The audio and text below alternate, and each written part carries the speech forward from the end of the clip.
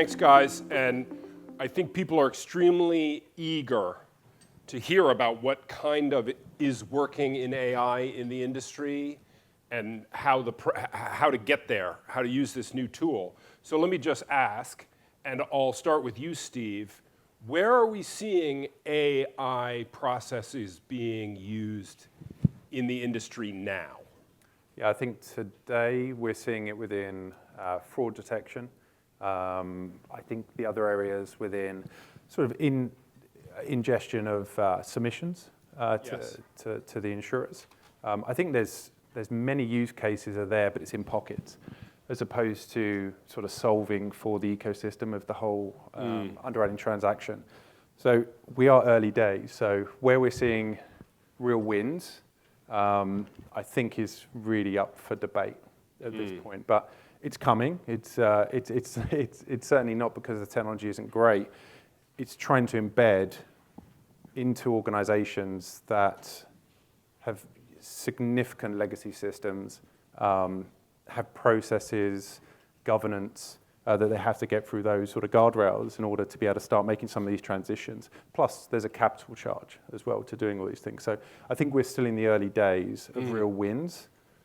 Yeah, so, I mean, with every business transition, there is, especially with technological systems, there's this huge human side, right, where you got to kind of get people on board. What are those conversations like? Yeah, I think, so if I step back from my company for a moment, I think one of the things that we're really good at as an industry is to continue to exploit what we have, right? So get a little bit better on the expense ratio, a little bit better performance, right? And the market, to a degree, will impact that both positively and negatively. I think on the exploration side, that's where it gets difficult to really make the seismic changes that are required. So those who have done it well have created, the avenue and the channel to do so. So it sort of sits within the organization, but off to the side, so that real thinking and agility is available. And therefore, those use cases can then be fed back in to the organization. I think, for us all, if we don't take this seriously, there's a huge impact on our organizations going forward. So, the ability of using AI, and AI is not just Gen AI and ChatGPT and those things. There's machine learning, which will really improve our risk models.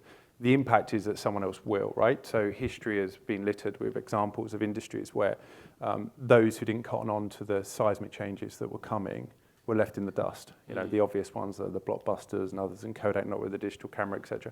I think this is as big a sea change that's coming. So we've got to get on board and start to make iterations into it, but not jump, right? Because the human in the loop is still so significant. You've heard that this morning around that relationship part, both between the client, the broker, and then the broker and the underwriter. That doesn't go away, and we need to keep the humans in the loop. So to say all of that, it's coming, but we've got to start putting out the fundamentals, i.e. that innovation hub or portal to be able to do it within each of the organizations.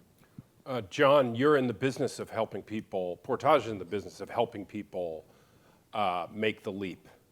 What is kind of your pitch walking in the door to a new company? Well, our team at Portage.ai, we've done AI implementations at scale and in production for a big piece of a value chain of a use case.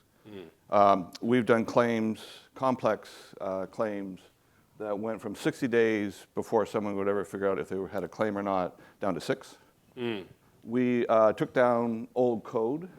There was an old computer system that was doing illustrations, and we used AI techniques to rewrite it into modern code at probably a tenth the cost of traditional ways of programming, and in a fraction of the time. Let me ask you a question. When you say that we're going to take your 60-day process and move it to 6 days, this is almost frightening increase in productivity. Right. Is there a kind of how can this be real reaction from within the client? How can the quality still be good? How can we count? How can we rely on this? Most of the teams and most of the claims people didn't believe this would even work until it actually worked. Because we're used to 5%, 10% productivity improvements.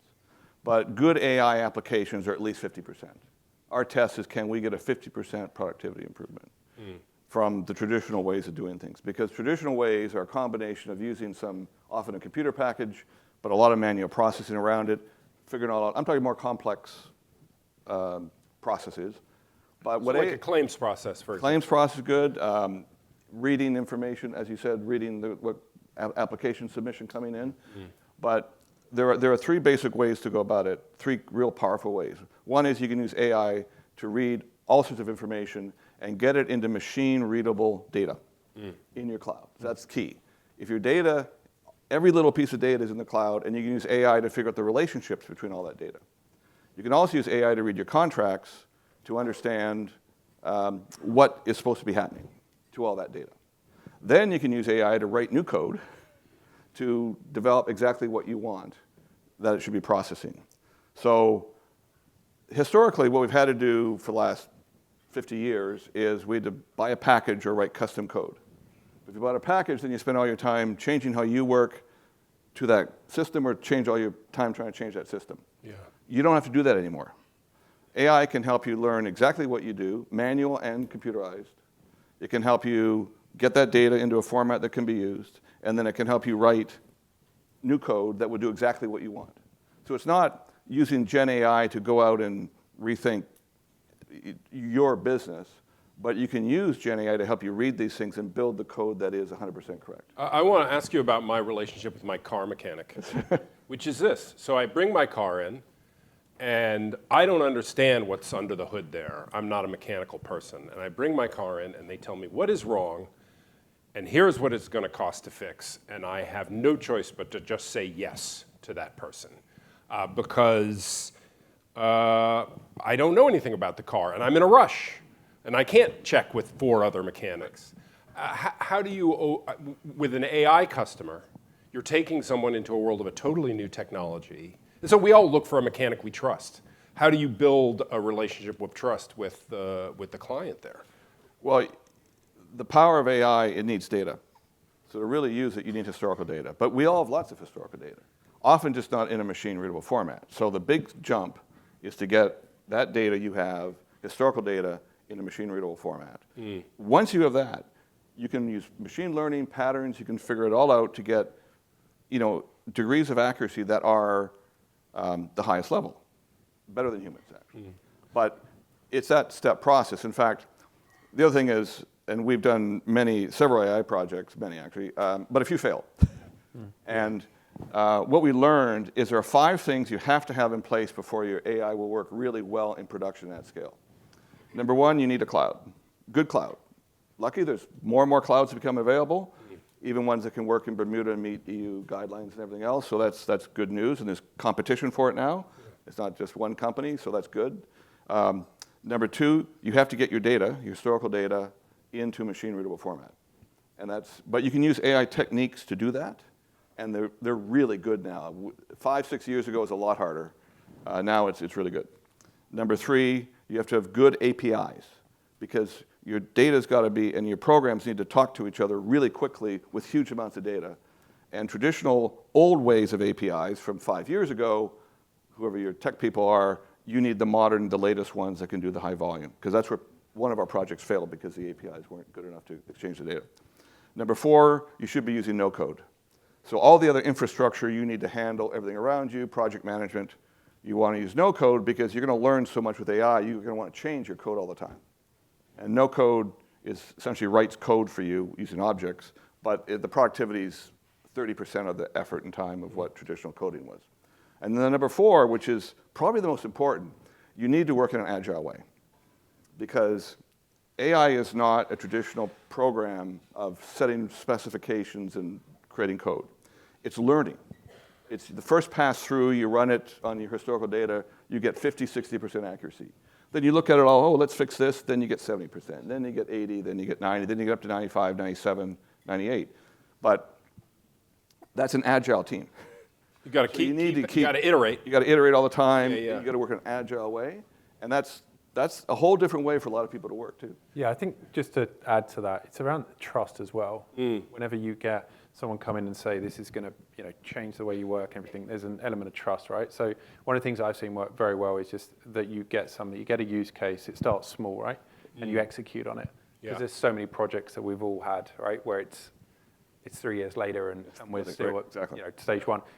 This is the change I think you're going to see with the use case for AI and how quickly they get implemented. Because they can sit on the top, right? Yes, you've got to have the right data. Once you get over that hurdle, which is getting a lot easier, per what John said, then you can start to really ramp this up quickly and accelerate. Start with a small project, have some success, repeat. Because it's really a culture change, as you say. It's a different way to work, different way to think. You got to trust, and how do I know it's accurate? But you can measure it. So that's how you get to know you are accurate.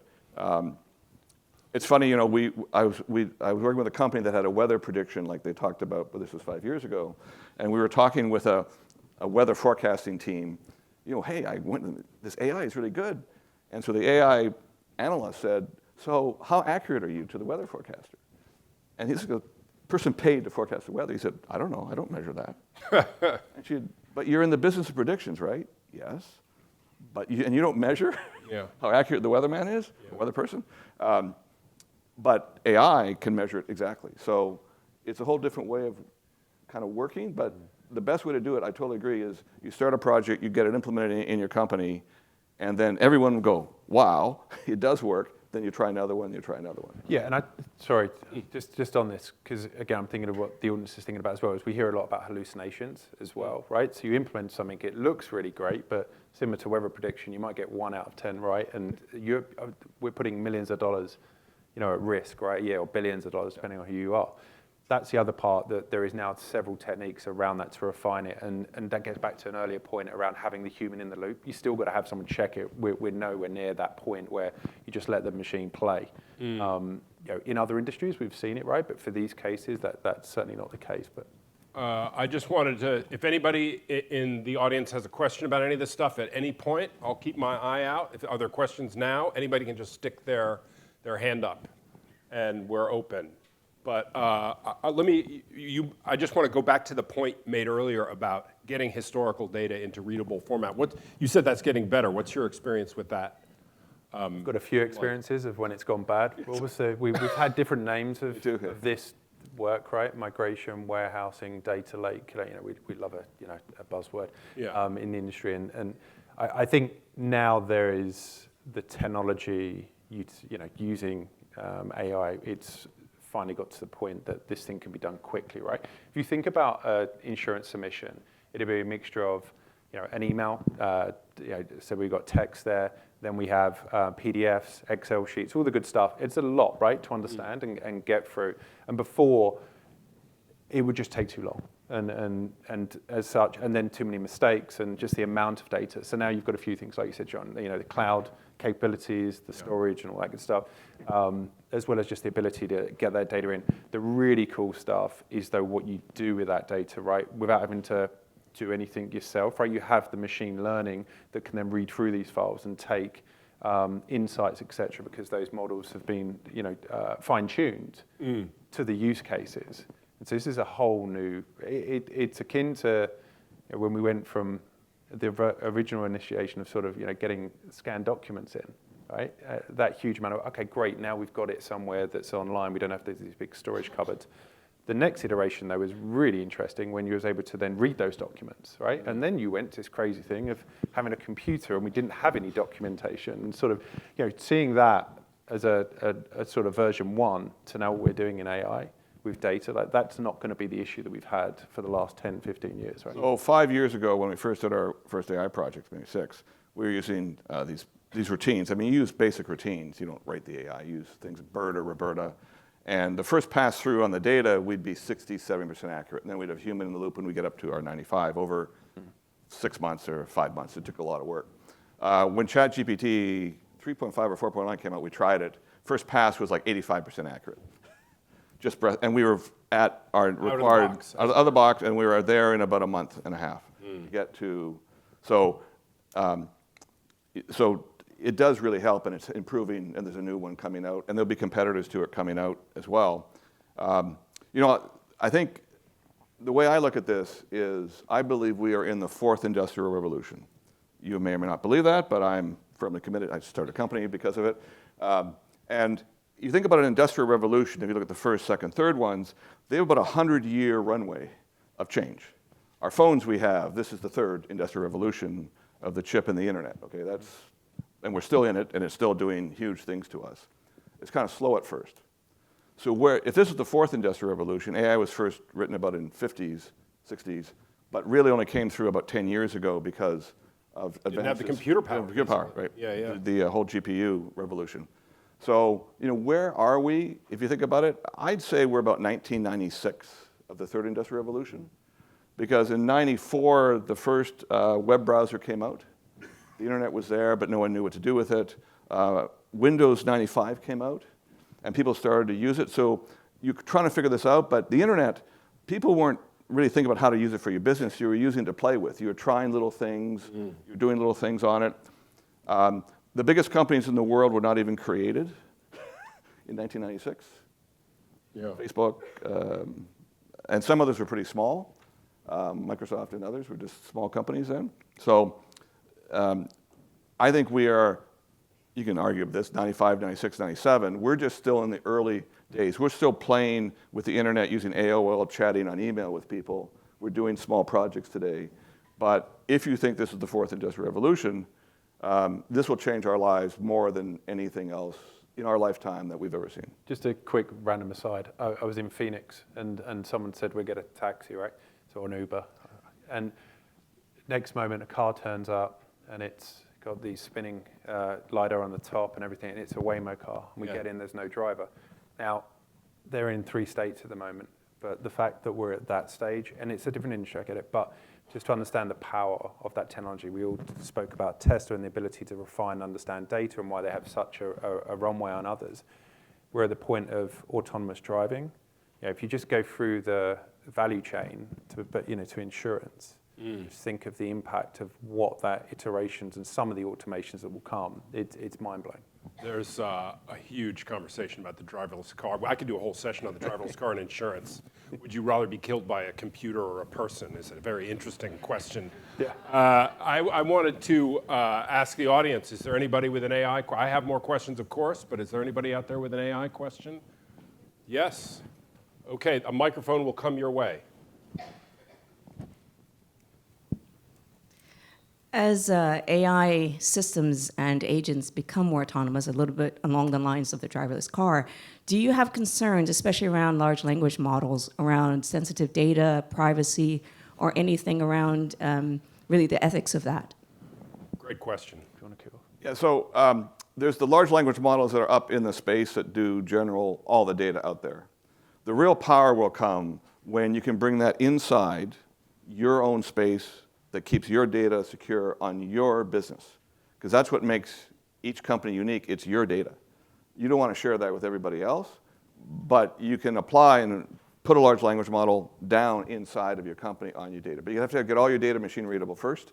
That's what is the first step. And there's a whole protocol of way to set that up. And it's not super expensive, but it's not super cheap either. So, but the power of that and learning from that, that's where we will all evolve to in probably 10. This was a huge debate. I remember when cloud computing first came along, for sensitive industries, who's going to have on-site, who's going to use cloud, and that conversation has gone on kind of ever since. Yeah, I think you have your own governance in place right today, right, which covers off everything regulatory, and that's great. But I think most have tried to adopt AI governance around this exact point, which is going to be critical. And it's not just what you're doing with the new ideas and everything. It's also what your employees are doing as well. Everyone has access to ChatGPT Cloud or whatever else. And there's a real danger, right, is that you can start to go on those things and just think, oh, this has saved me some time. Yes. So what we're now seeing is organizations have their own internal version of a GPT. So Liberty have one, Liberty GPT, really fascinating name. And it's great. We can keep that in house and it's within our ecosystem. That works. But we have to be concerned about that. with new regulation coming in, PIPA, PIPA, and everything else, and making sure that doesn't leave the organization as we do. We make sure that doesn't happen today through the cloud architecture, et cetera. So, but it's one that's discussed regularly. And anything new, just to go on one more here, any new adoption of tech must make sure that those guardrails are in place. Really key. I hope you'll join me in thanking our two speakers. This was great. We could have talked for an hour, and we only got 20 minutes. But thanks very much, gentlemen. Thank you. Thank you.